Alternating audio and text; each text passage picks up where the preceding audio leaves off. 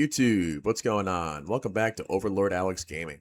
In today's video, I want to be giving you 10 beginner tips and tricks that'll save you hours of grinding and help you get the most out of your Dune Awakening playthrough. Whether you're just starting out or you're looking to progress more efficiently, these are all things I wish I knew when I first started playing. Let's jump right into it. Tip number 1. Don't overbuild your first base. The first base the game has you build is really just a tutorial base, so I wouldn't get too attached to it. As part of the journey progression, you'll eventually abandon that starting area and move on to higher tier regions. So spending hours decorating or expanding it is honestly a waste of time and resources, unless of course you're a builder. But before you leave, pack up everything you can and load it onto your sandbike. That way you don't have to refarm early game materials like the granite, copper, and scrap metal when you establish your next base. Tip number 2. Choose the right starting class. At the beginning of the game, you'll be asked to choose your first class. Personally, I wouldn't pick Trooper because you'll unlock that skill tree naturally within your first hour or so just by progressing through Haga South and hitting your first Imperial's testing station. You'll also be able to complete the first Planetologist quest with Derek there. Mentat might seem appealing because of the turret, but early on doesn't offer a reliable stun or technique damage bonus that works well with whatever weapons you're likely to find along your way. That leaves us with Blade Master and Bene Gesserit, which I think are easily the strongest starting choices. Both provide abilities that stay useful all the way into the mid and the late game. Things like Manipulate Instability, Bindu Sprint, and Knee Charge are all incredibly valuable. Bindu Sprint makes clearing testing stations getting to quest objectives much faster, while Knee Charge is one of the cheapest and lowest cooldown stuns in the game, making it an effective tool against almost every enemy you have out there, and a great mobility tool with a suspensor belt. If you prefer mobility, utility, and faster farming routes, though, I'd lean towards Bene Gesserit. The reason why is that you have to keep in mind that the Bene Gesserit trainer is unlocked a little bit further along in the game. They're in a Tier 4 area where we have to go to regions that would usually require an Ornithopter, whereas the Blade Master tree can be unlocked a little bit earlier in the Tier 3 zones. So, if you have a choice between the two of them, I would keep in mind whether you want to rush getting an Ornithopter early or if you're going to stay more on the ground for a longer period of time. Tip number 3. Skip gear progression by farming Tier 5 faction forts early. One of the biggest shortcuts in this game is visiting the Atreides or Harkonnen forts scattered throughout the Tier 4 and Tier 5 regions in Haga Basin. If you're feeling adventurous, you can actually head to Edge of Archeron as soon as you've built your first Mark I sandbike. There are 2 ways to reach it. The risky option is heading west directly through Western Vermilius Gap, but you're likely to encounter a sandworm patrolling the gap between the fort and you.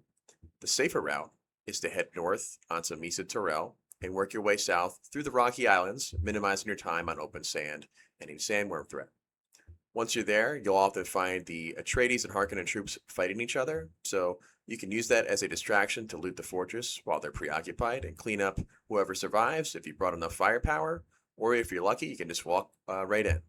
So, once you're in there, you can get a series of loot, including the Mark V Buggy Cut Array or Boot, Tier 5 armor and weapons, blood bags, Decaleader Johns, and other valuable Tier 5 schematics from the Pentashield chest that you can craft later. Getting lucky here can completely skip several hours of normal progression, and after that, don't stop at Edge of Archeron. You should also farm the Beast's Claw, Passage of Artemis, and the Aegis. Each fortress contains multiple reward chests, giving you several chances at powerful equipment. If you're running these early, I highly recommend setting your sandbike, Ornithopter, or a respawn beacon nearby. That way, if you die, you're right back at the action instead of making the long trip again back to one of these fortresses.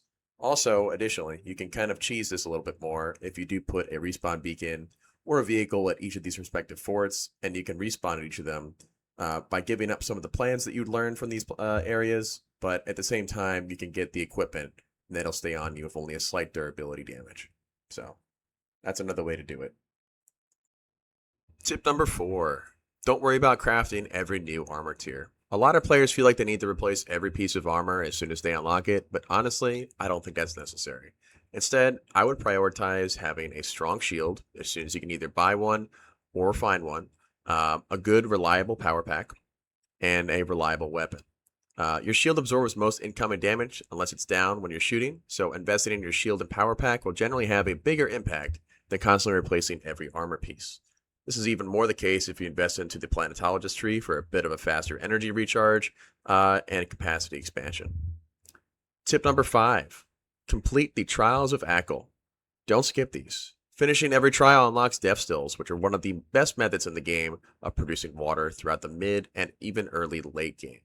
Whether you prefer death stills or wind traps, unlocking them early makes life easier for progression. Tip number 6. Do your faction quests as soon as possible.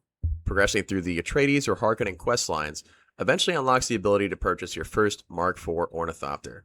If you're playing solo, I've personally found buying the Ornithopter to be much faster than farming every component yourself. It's a huge time saver. Tip number 7. Once you've unlocked your starting class quests, make a trip to Arrakis or Harko Village, respectively. Many of these quest lines overlap with faction missions and testing stations that you're going to go to. Instead of making multiple trips, stack these objectives together and complete several quests at once. For example, you can go to the Arrakis and get the Advanced Trooper quests, as well as the Mentak quests. The same could be for Harko Village, where you're picking up the Bene Gesserit and the Blade Master quests. So overlap those and you can save yourself a lot of time, especially when you're traveling between places, if you don't have a fast Ornithopter or a sand bike. Tip number 8. Don't feel like you have to craft every weapon piece or armor. Most settlements actually sell a lot of this equipment to you in each of the zones, so you can pick up a new blood bag, you can pick up a new leader john, you can even buy simple things like plant fiber, but I'd recommend sticking to things that are within your budget. If you're completing quests around each of the different regions, you're going to be rewarded a lot of Solari, so that stacks up, especially if you're completing the main quest. But don't forget, if you are trying to buy an Ornithopter, as soon as you get the quest lines done, save up at least 125,000 Solari to buy your first Mark IV. Tip number 9. Once you've unlocked your first Ornithopter, take advantage of siege hopping. This makes it incredibly easy to revisit Tier 5 forts, Imperial's testing stations for high-end loot, and also to go to the Overland testing stations for Tier 6 loot. I have a video that's entirely dedicated to how to farm Tier 6 loot easily as soon as you're starting out with a Mark IV Ornithopter. So I'll put a link for that in the description below for all of you guys to enjoy on that. And finally, tip number 10, pick up every intel point you come across. Research points become one of the biggest bottlenecks later in the game, especially if we're trying to get your Mark V and Mark VI progression. Grabbing them while you can, exploring each of the areas and POIs that you encounter is really helpful. And I hope that you guys can do that. That way you can speed up your progression.